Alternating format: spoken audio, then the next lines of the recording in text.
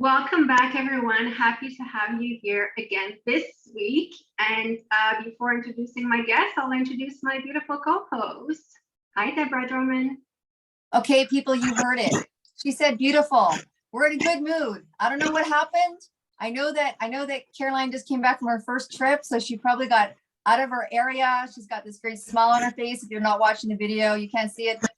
Caroline, you look like a new person. How do you feel? Oh, thank you. I don't feel like a new person, but I have to say being away for a week felt amazing. I felt like I was in the sixth dimension and it was good. But no, you are beautiful. I told you before. It doesn't take away anything of the other things that I said, but you are beautiful. So, Deb, have you ever heard of these things? You know, these things that everyone talks about, and I'm great for that. That you hear so often, and then everyone talks about it to the point that you're like, I can't ask anymore. What does it mean? You know, it's like, I'll give you an example. When I was in school, I had to do my high maths in Sec 4, which for you English people, it would be like grade 9, I believe, or 10. And then I didn't get it, and I just passed the test, like just the bare minimum that I needed to go on. And then in grade 11, it was a continuing. Again, I just, to the point that actually the teacher, said like, oh, I'm going to give you a mark and you're passing, so you can move on to the next class. And then I went on to college and I took high maths again because I needed it for what I wanted to go study in. So again, passed, all like very flush on everything, but I still didn't get the initial concept that, at some point you can't ask anymore. And then I got to university and I was doing advanced finance. And at this point, I didn't get the basic of the component that I never learned, because I smiled the whole way thinking like, yeah, I know it.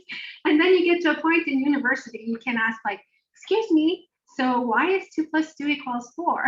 Not that simple, but you get to a point that you can't ask anymore because everyone knows around you. And I feel that we have those subjects in our society that, unless Google says something, we don't ask. What's yours? Oh, wow. So lots of things flash through my head as you talk about that, because I think that's also it too, right? Like when it's already in the culture, depending on your comfortableness with what we would consider feeling, not intelligent, I won't say the S word, but not intelligent. There's a point where you feel like your clock has passed, right? We need anti-aging for understanding. It's like, can we just go back in time? Those are those sidebar conversations, but there's so many topics like that, right?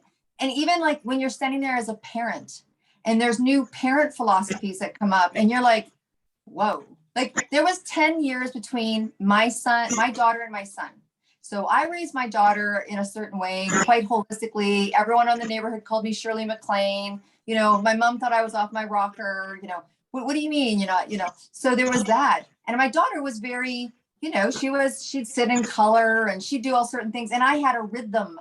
And then when my son came along 10.5 years later, I remember saying to a friend of mine, I think I forgot how to parent, because this kid would not sit down. He would not color. He would not craft. He would not He wouldn't put on his jacket. And I'm like, how could you have two kids with different personalities? I thought it was me. And I didn't feel like I could go talk to my people that I had, because I had my, my crew that I had my first child with, because we all had our kids at the same time. They thought I was a lunatic having one 10 years later, but I felt like I had lost some skills. And so, it's really interesting, but I think you have to just brave up at a certain point, because goodness knows, Caroline, look at how far you went without asking, because you didn't feel you could. And how rough and tough that got. And I also think that we miss out on opportunities when we do that, right? Because we think we're the only ones that don't know. There's somehow it gets into our head like we're the only ones that don't know. And I'm sure Google gets used a lot before dinner parties, or maybe in the bathroom at dinner parties, where they're like, oh my God, I don't know what an aromatherapist is. And they go in the bathroom and they're like, what does an aromatherapist do? Because they don't know how to talk to that person, right? Yeah, I know. I totally hear you there. So today we're going to talk about a subject that for me personally, I get approached quite often to optimize my digital marketing, to improve my, my skills in that and everything. And I'm always like, I don't think I need it right now, but I really don't know what I'm saying no to, because is it like building my website? Is it optimizing my website? Is it doing marketing? Is it social media? I feel like that term has been used so much that today we're bringing on an expert that will take the time to explain to us. So you don't even have to say if you knew it before or not. Just take the time to listen to the podcast and you will learn a lot. So Melissa McClelland, nice to have you on this show. Welcome. Hi, thank you so much for having me. I'm really excited to dig into this topic because digital marketing, the word itself, it can mean many different things depending on who hears it. So I'm definitely excited to share what that means to me and what it means for my business and what it means for my clients. Absolutely. I think that I have the same experience with Caroline because, many of us get a list of things that people do. Some people do this, some people do that. And I think one of the biggest confusions for me was, so how do I take what you do and put it in with what I have? And what does that cost? What does that look like? And then what does it produce? And how do you market that? But it's everything from, digital. So you take care of my social media or you create things. So why don't you break it out a little bit for us? Kind of give us like a good full version here of what you do. And then we'd love to dig in how and why you got into it. But let's kind of break the ground a little bit for people so they feel like, okay, finally, I can sit here and feel less intelligent in my car or in my home and take some notes. And this chick's going to tell me why all these people are contacting me. Absolutely. So under the umbrella of digital marketing, so different agencies, they may offer certain services and then another agency will not.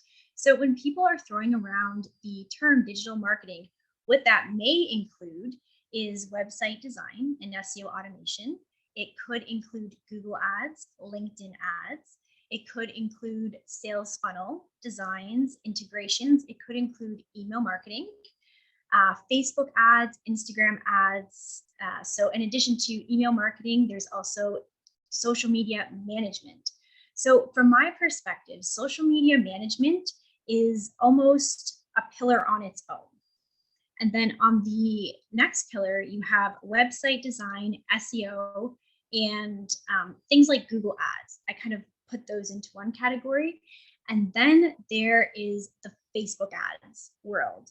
And so when you're running any sort of paid advertising, you should always have a really solid strategy in place. And for us, what that means is you're not just running Facebook ads in isolation, or you're not just running Google ads in isolation if that's the way that we go for that campaign.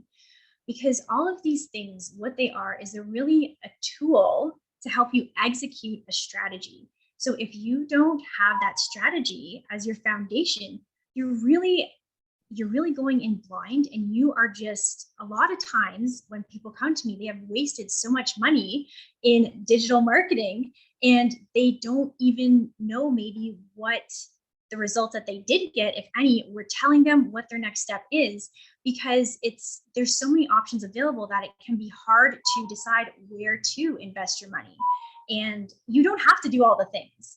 Absolutely not. And for us, we don't do that. Every client that we work with, their campaign is completely customized to exactly what they need in their business and what makes sense for them. Some of our clients, Google ads make sense for them. And for some of them, Facebook ads make sense. For some of them, LinkedIn ads. So we really focus on building a robust strategy that is going to maximize your advertising budget instead of just doing all of the things just because they're available. I think you just said something that's going to bring relief to a lot of people. And, thank you for being honest and thorough in that, is that not everybody needs to be on every platform. I love watching, I'm a podcast girl, clearly. So I love watching, all these on YouTube In the morning, that's how I spend my day. And I watch a lot of speakers in this area because that's basically, honestly, thank God I did it 3 years before before digital became a necessity instead of a, maybe. But that's where a lot of confusion happens, because you watch somebody, you hear their story, you read the magazine, and they're like, these guys kill it on Facebook ads, and they've gone from, $200,000 a year to 2 million and data. So you're like, then you're like, oh, I got to do that. And I got to do that. And I think we all understand the idea around strategy, right? It's like, planning for your future, whatever that looks like. But it's really, I think, important to have someone that can help you figure out, like you said, like who your avatar is, who your person is, what you're trying to achieve. And it's also good to get someone else's eyes. But anyways, I just think that's a breath of fresh air to tell someone that they don't have to be on Snapchat and TikTok and the next one coming, and Facebook and Google and LinkedIn and right? I have a question, and then I'm going to throw it to you, and then I'll let Caroline chat. So in that arena of being on, so many, how do people really decide what's right for them? So that is an excellent question. And it is something that we actually have when we bring clients on. We have this mandatory onboarding month. It's not optional, and it's because it is so necessary to really hone in on a few key things before you even consider what platform you are going to be running ads to. So some of the things that we help them out with, and some things that you can even think about right now in your own business, to anyone who's listening, is first and foremost, you want to think about who are you speaking to, right?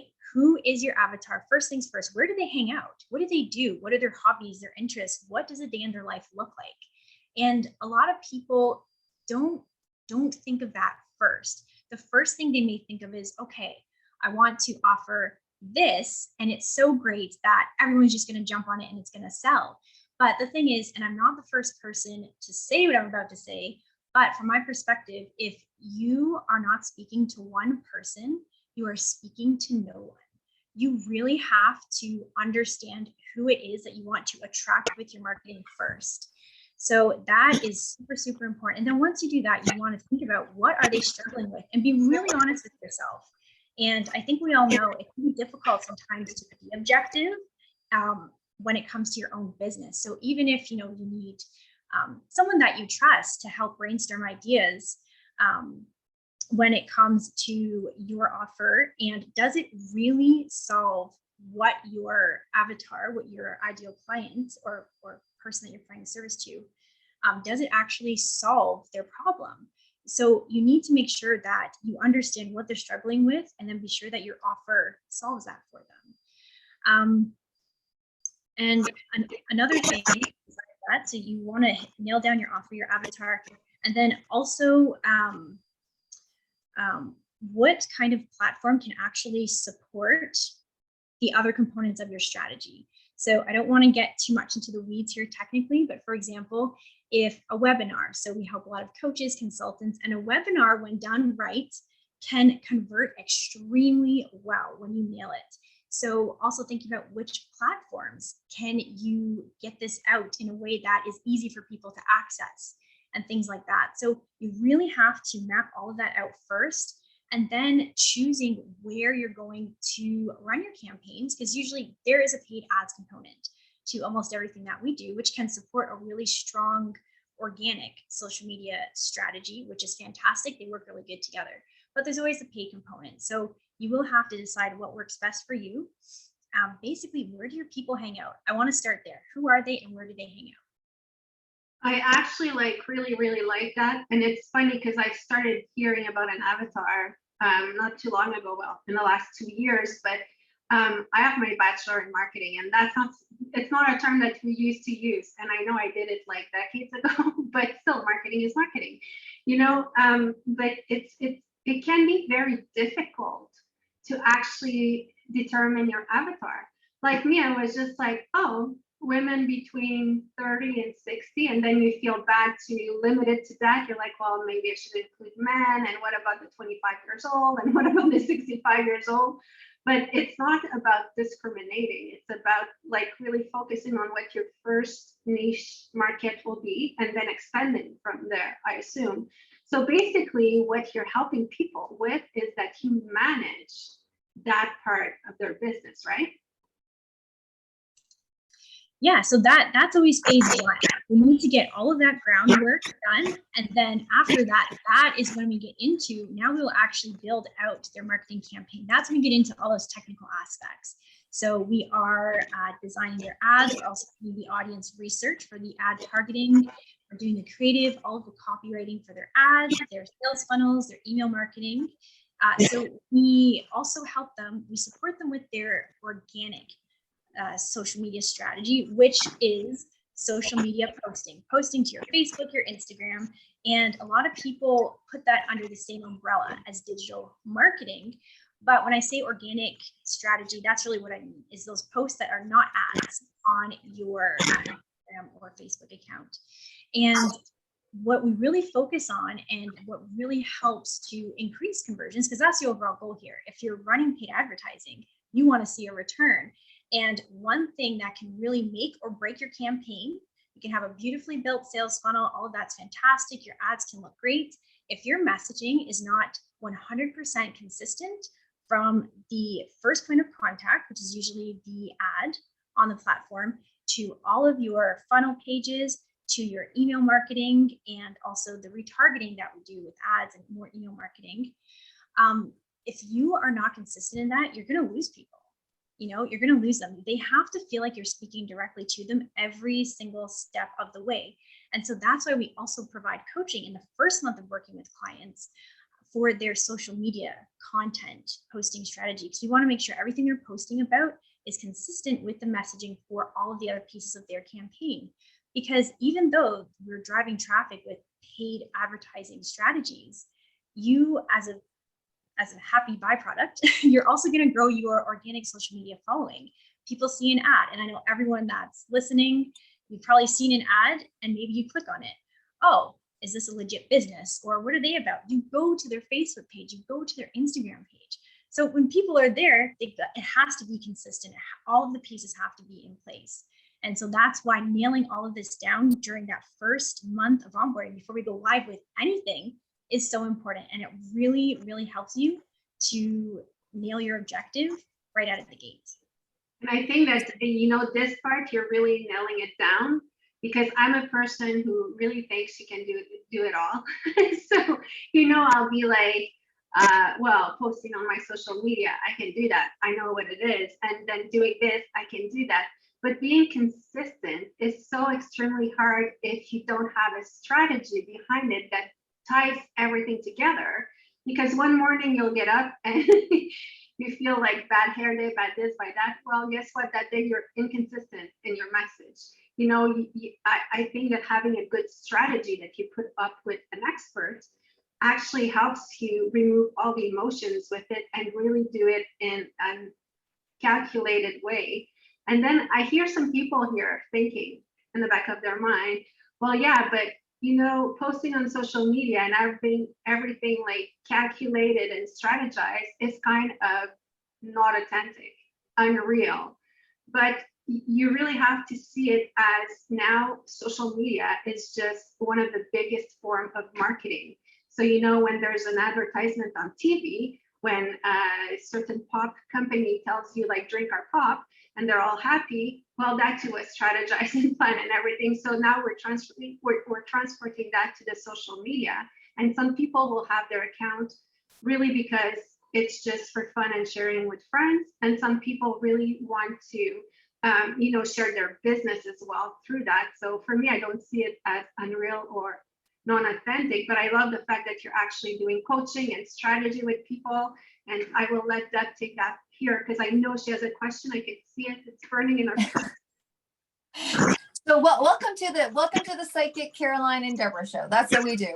I'm like, and Caroline has a question.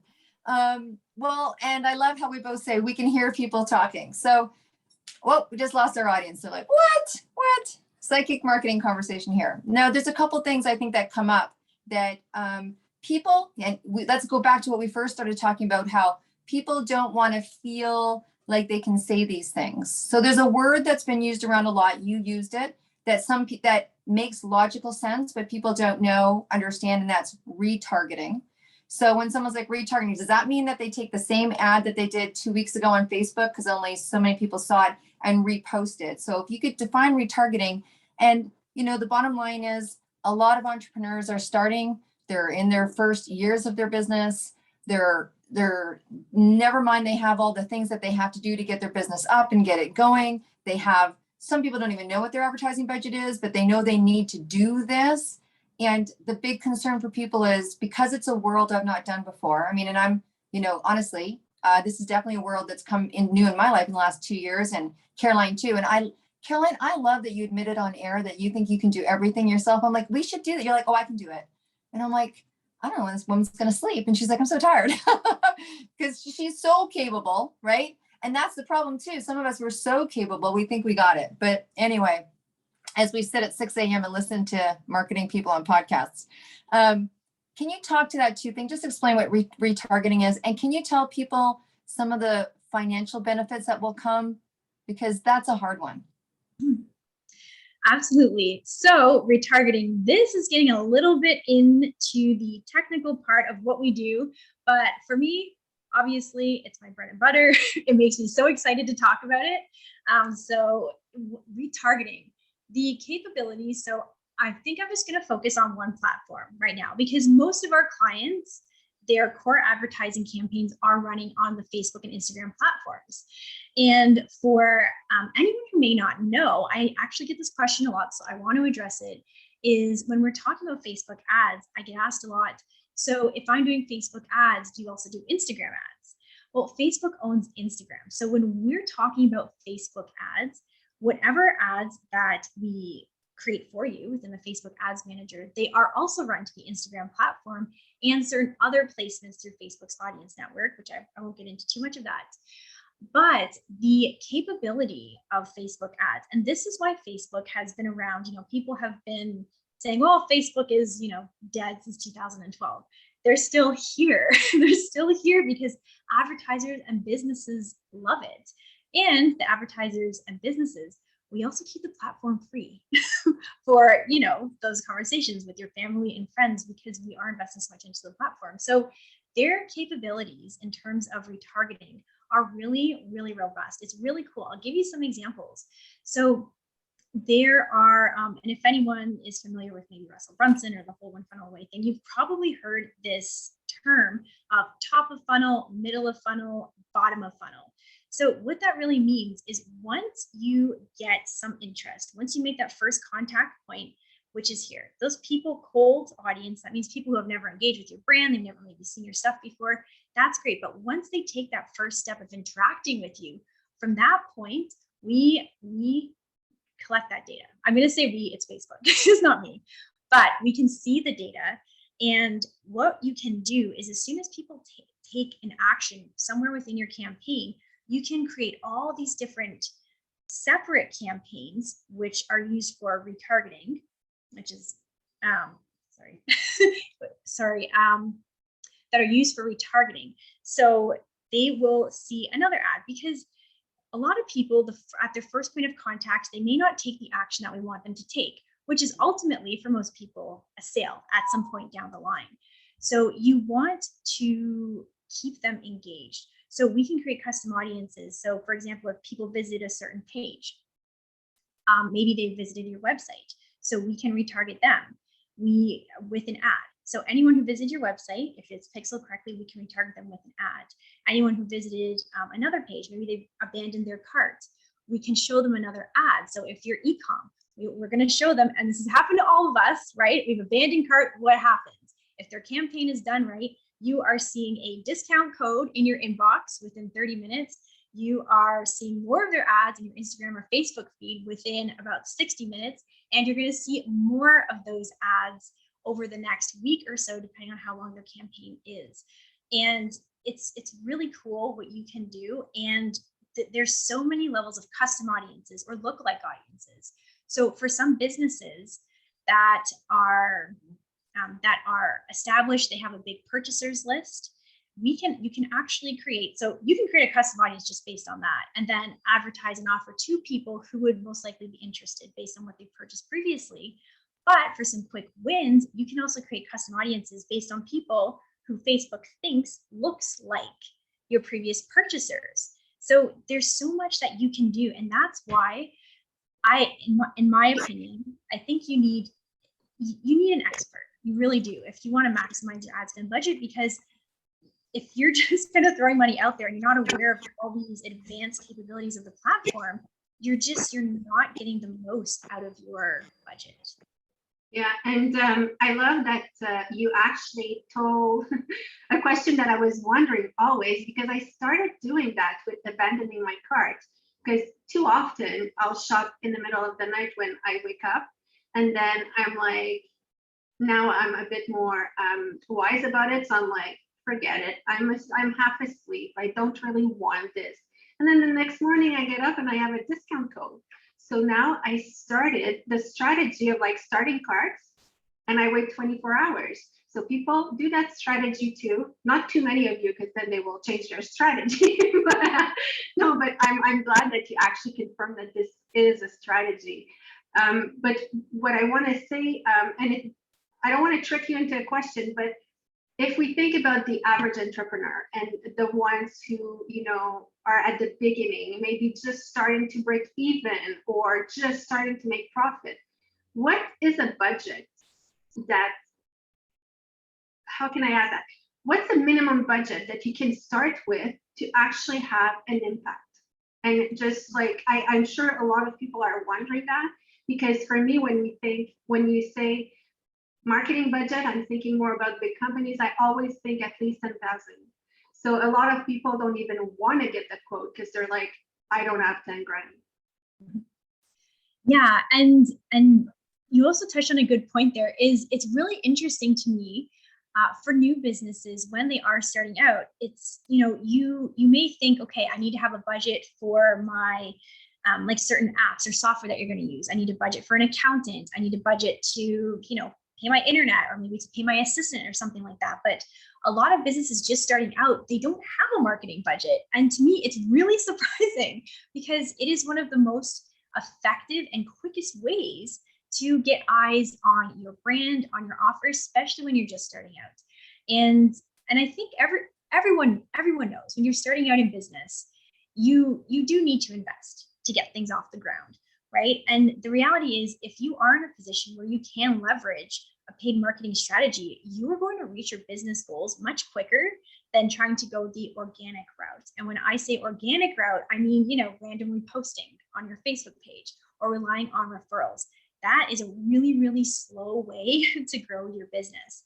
So for businesses that are just starting out, and again, I'm going to focus mainly on the Facebook and Instagram platforms, because that's where the majority of our clients are.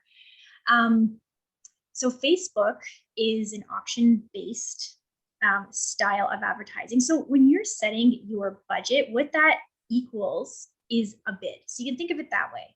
So whoever has, because there's tons and tons of people that you can serve ads to, and there's different, you can refine it in all different ways, but you can only create so many different combinations. And basically everyone is kind of, if you can envision them almost in one pot, right? In one pot, everyone's here. So everyone who's advertising, you are in some way all competing with each other for maybe portions of different audiences. So in that sense, your ad spend budget is your bid. So the minimum that I have seen, so for local business owners, these are any brick and mortar businesses, if you can set aside a budget of $30 per day. So I know that we're all based in Canada, so $30 Canadian is fine. I usually just say whatever is in your local currency, because with the conversion, it's not a significant enough difference to matter. $30 per day for local businesses. If you are a coach or consultant selling group coaching programs one-to-one, I usually like to say a minimum of about $50 per day. The reason is because it is more competitive. You are in the online space, you're selling online programs, so you need a higher bid to start to see results. Local businesses, you are targeting your local area, right? So that audience is smaller, so you need a smaller bid to be successful. That's a great place for people to start to have that idea, because not only is digital marketing new, let's face it. I mean, this is not something people talked about 3 years ago. It might be for some people, but let's talk about the wave of new entrepreneurs that have hit the platform in the last 15, 16 months, right? 40% of people are not going back to traditional work in the US alone. People have fallen in love with being home. They're starting side gigs and new economy and all that kind of stuff. And so more times than not, these businesses are coming from an idea, they execute, and I call them accidental businesses. Me and Caroline know a little bit about that sometimes, right? Next thing you know, we're on a podcast and I'm like, we're going to do a book, you know? Now we're talking to, maybe we need to talk to, you know, it's like, we've got a lot of information. Maybe we should put that out there. Maybe we should have people, you know, take classes. And I think what happens and what is happening is you're seeing a wave of entrepreneurialism like never before. And with that comes, I'm not going to say ignorance, but it's kind of, you don't realize all the components that you need till you're there. You're like, oh, I need these documents signed by a lawyer. Oh, maybe I should know what a P&L statement is. Well, what's that? It's a profit and loss. Like, did we make money this month? Like, I think there's so many accidental companies that are coming out, and also people, I mean, in the space that we're strong in and direct sales and all these independent consultants all over the world trying to compete and understand the value of marketing and putting their dollars there. So I think that there's a lot of that question that comes up, how much, when people say, how much do you have for your marketing? It's like, I don't know, last year I was working at a corporation and, you know, I wasn't in this situation. So I think that's where a lot of the unknowingness is coming from. And maybe because I'm in that world a lot, that I see that a lot. It's a lot of stumble and fail, stumble and fall, stumble and win kind of stuff that's going on out there. So that's great to give people kind of an idea. But you know what, we've been talking a lot about what you do.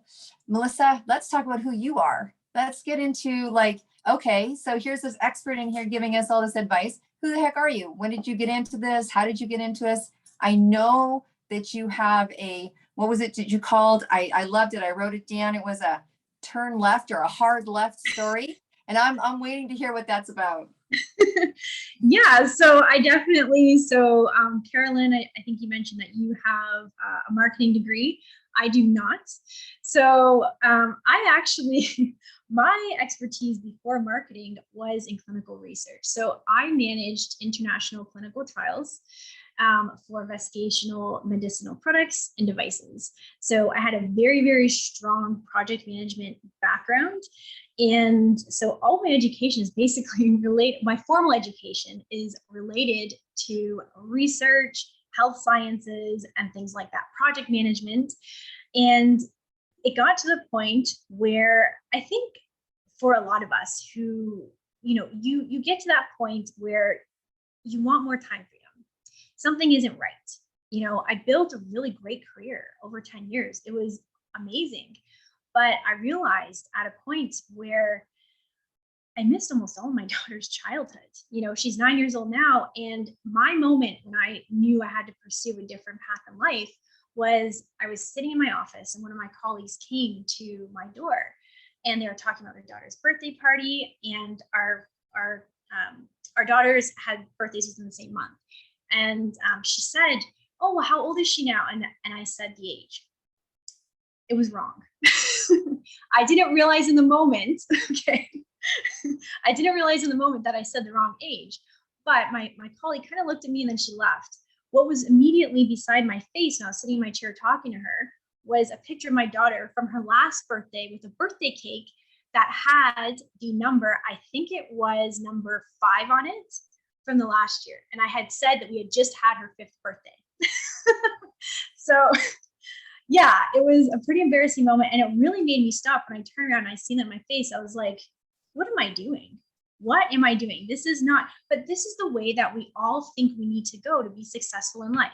Go to school, get your degrees, get a good job, be loyal, be a good employee, work yourself to death for someone else to further their goals, just so you can have, you know, benefits and have security. But another thing that happened, the closer I got to the top, was I realized that it's a false sense of security. People that were in director level positions were getting walked out the door frequently, but you don't notice that until you kind of get to a certain level in a company. And it was incredible how these people could put in so much work and be so dedicated. And still when push came to shove and they need to let them go, they were gone. So I thought, you know what, I need to spend more time with my family. I need to take care of myself.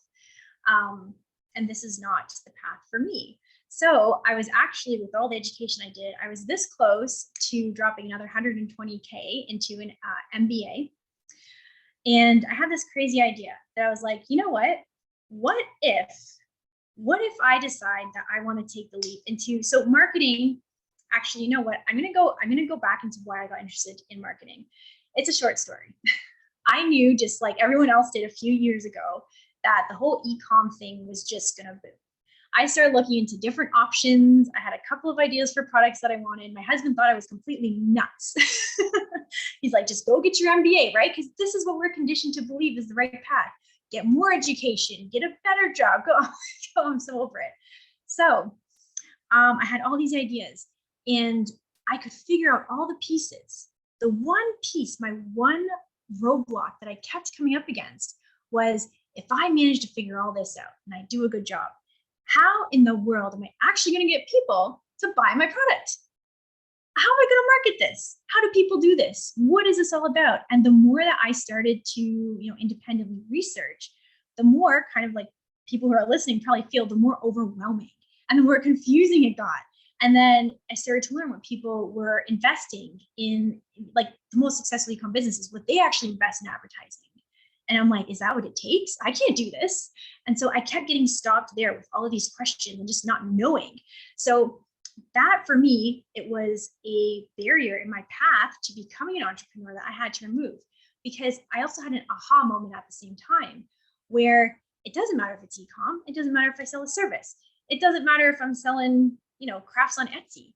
How am I going to get people to buy it? I know nothing about this. No matter what idea I come up with, if I can't market it, it means nothing. It's another waste of time.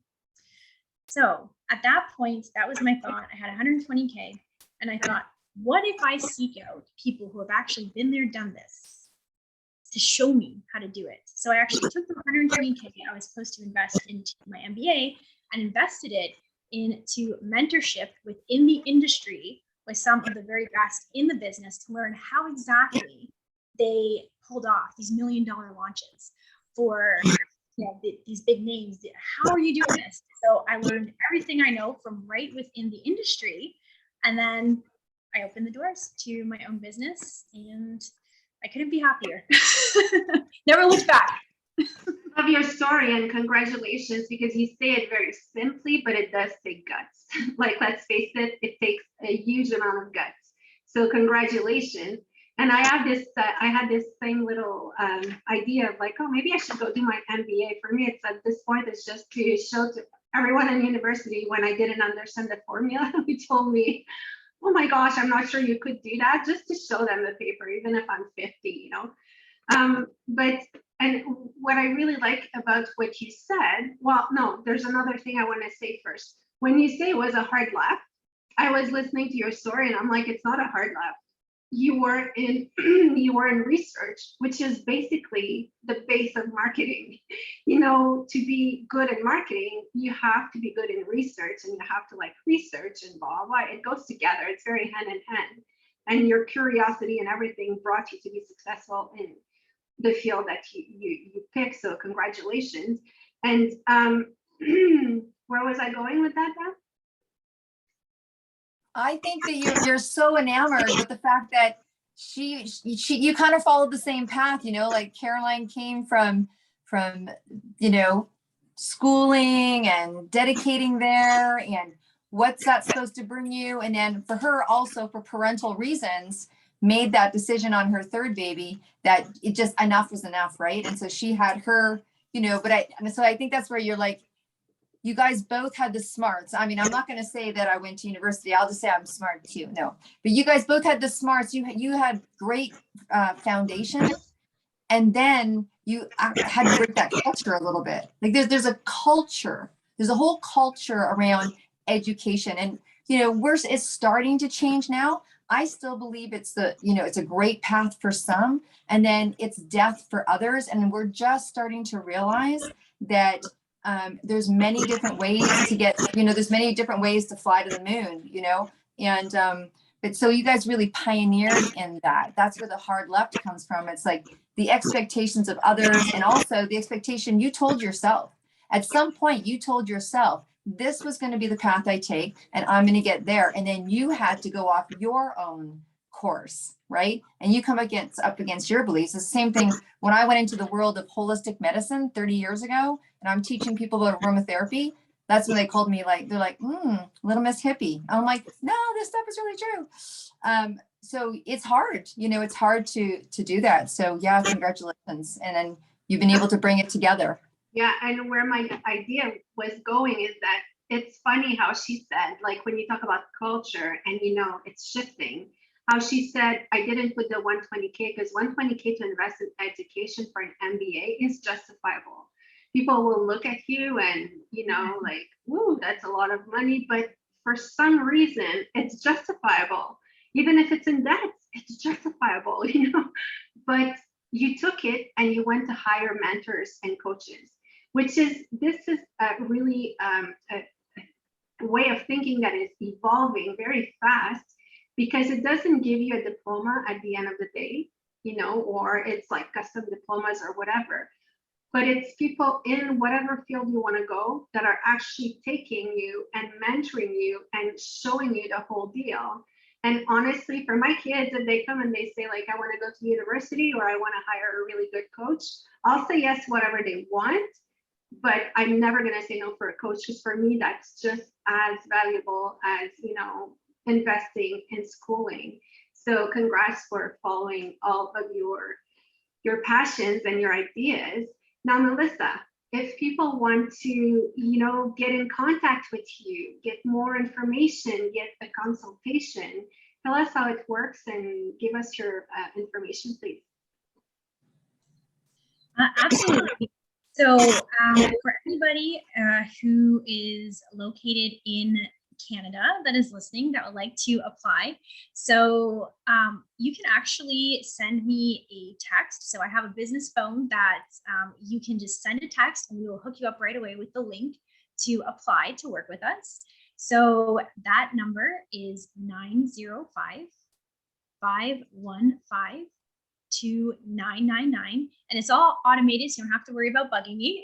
It's all good. Or you can also send an email. So I'll give you my personal email. It's melissa@medior.net. So melissa@medior.net. And what we do is we will book a consultation with you. So it's completely free, no obligation. This is really, it's almost like a mini strategy session. So I know a lot of people throw around strategy session, discovery calls, but that is essentially what it is. I'm going to ask you all about your business. Who do you serve? What do you do? What are you offering? What are your main goals with your marketing? And after we do that, if we're a good fit, I'll let you know and we can discuss next steps.